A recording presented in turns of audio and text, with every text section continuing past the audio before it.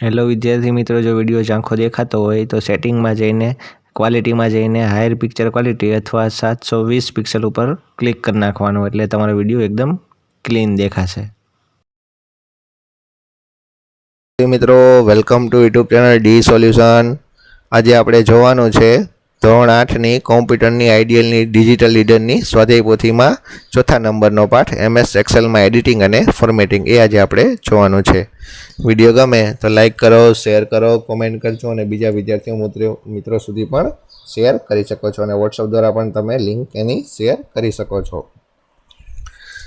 અને વધારે વિડીયો જોવા હોય તો પ્લેલિસ્ટમાં જઈને પણ તમે ભણી શકશો. ચાલો તો હવે આપણે આગળ પાઠનું સ્વાધ્યાય જોઈ લઈએ. ચાલો, ચોથો પાઠ છે MS એક્સેલમાં એડિટિંગ અને ફોર્મેટિંગ. ચાલો, બધું અહીંયા પહેલાં એની પાઠની માહિતી આપી છે, એડિટિંગ એટલે શું ને એ બધું બરાબર છે. ચાલો, આપણે ડાયરેક્ટ જોવાનું છે એનું સ્વાધ્યાય. ચાલો, સૌથી પહેલાં આવે છે વિકલ્પો. એમાં પહેલું છે MS એક્સેલમાં નવી વર્કબુક બનાવવા માટે કયા કમાન્ડનો ઉપયોગ થાય છે? તો જવાબ આવશે એ, ન્યૂ. પછી બીજું છે MS એક્સેલમાં અગાઉ સેવ કરેલી વર્કબુક ખોલવા માટે કયા કમાન્ડનો ઉપયોગ થાય છે? તો જવાબ આવશે બી, ઓપન. પછી ત્રીજું છે MS એક્સેલમાં વર્કબુકનો કાયમી સંગ્રહ કરવા માટે કયા કમાન્ડનો ઉપયોગ થાય છે? તો જવાબ આવશે સી, સેવ. પછી ચોથું છે MS એક્સેલમાં કટ પેસ્ટ કમાન્ડ કઈ ટેબમાં આવેલું છે? તો જવાબ આવશે એ, હોમ. પછી પાંચમું છે નીચેનામાંથી કયા કમાન્ડની મદદથી એક્સેલ પ્રોગ્રામને બંધ કરી શકાય? તો જવાબ આવશે સી, એક્ઝિટ. પછી છઠ્ઠું છે MS એક્સેલમાં ફિલ કમાન્ડ કઈ ટેબમાં આવેલો છે? તો જવાબ આવશે એ, હોમ. પછી સાતમું છે MS એક્સેલમાં કોપી કમાન્ડની શોર્ટકટ કી કઈ છે? તો જવાબ આવશે સી, Ctrl+C. પછી આઠમું છે MS એક્સેલમાં કટ કે કોપી કર્યા પછી કયો કમાન્ડ આપવો જરૂરી છે? તો જવાબ આવશે ડી, પેસ્ટ. પછી નવમું છે MS એક્સેલમાં બાય ડિફોલ્ટ ફાઇલનું નામ શું જોવા મળે છે? તો જવાબ આવશે બી, બુક 1. પછી 10મું છે MS એક્સેલમાં કયા કમાન્ડની મદદથી કરંટ વર્કબુકની ડુપ્લિકેટ વર્કબુક બનાવી શકાય છે? તો જવાબ આવશે સી, સેવ એઝ. પછી 11મું છે MS એક્સેલમાં ફિલ પછી એમાં જઈને સિરીઝ કમાન્ડની મદદથી સિરીઝ ફિલ કરી શકાય છે? તો જવાબ આવશે ડી, આપેલા તમામ, એટલે કે નંબર, ડેટા અને ડેટ પણ ફિલ કરી શકાય છે. પછી 12મું છે વર્કશીટમાં ડેટાને બીજી જગ્યાએ મૂવ કરવા માટે કયા કમાન્ડનો ઉપયોગ થાય છે? તો જવાબ આવશે એ, કટ. ચાલો, પછી આગળ આવે છે ખરા કે ખોટા જણાવો. ચાલો, એમાં પેલું છે કટ કમાન્ડની શોર્ટકટ કી Ctrl+X છે? તો જવાબ આવશે સાચું. પછી બીજું છે ફિલ કમાન્ડ ફાઇલ મેનુમાં આવેલો છે? તો જવાબ આવશે ખોટું. પછી ત્રીજું છે કટ કે કોપી કરેલી માહિતીને ચોક્કસ જગ્યાએ મૂકવા માટે પેસ્ટ કમાન્ડનો ઉપયોગ થાય છે? તો જવાબ આવશે સાચું. પછી ચોથું છે મર્જ અને સેન્ટર કમાન્ડના નંબર ગ્રુપ આવેલો છે? તો જવાબ આવશે ખોટું. પછી પાંચમું છે હોમ ટેબમાં 6 ગ્રુપ આવેલા છે? તો જવાબ આવશે ખોટું.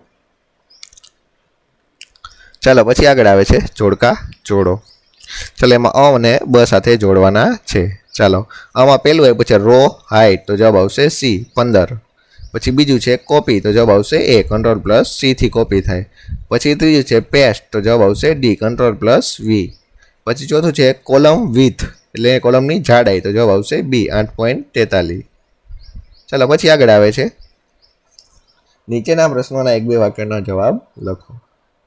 એમાં પહેલું છે સેવ કમાન્ડની શોર્ટકટ કી કઈ છે? તો કે સેવ કમાન્ડની શોર્ટકટ કી Ctrl+S છે.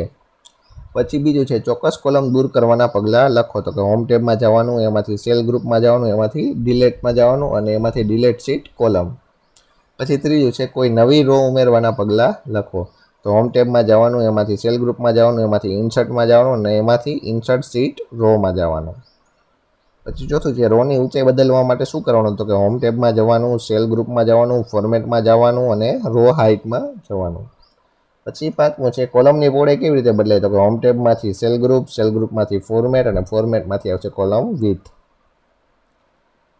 પછી છઠ્ઠું છે ફિલ કમાન્ડની ઉપયોગિતા જણાવો. તો કે ઓટો ફિલ સુવિધા ડેટા ટાઈપ કર્યા વગર ડેટાની શ્રેણી પરથી ડેટા સાથે સેલની રેન્જ ઉમેરવાની પરવાનગી આપે છે.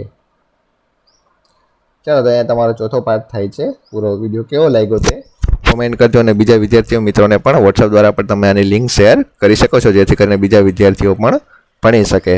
અને વધારે ભણવું હોય તો પ્લેલિસ્ટમાં જઈને બીજા વિષયના વિડીયો પણ તમે જોઈ શકશો. બીજા વિષયના વિડીયો જોઈએ તો પ્લેલિસ્ટમાં જઈને પણ તમે જોઈ શકો છો. ચાલો, તો વળી પાછા મળશું નવા વિડીયોમાં. ત્યાં સુધી જોતા રહો આપણી ચેનલ ડી સોલ્યુશન.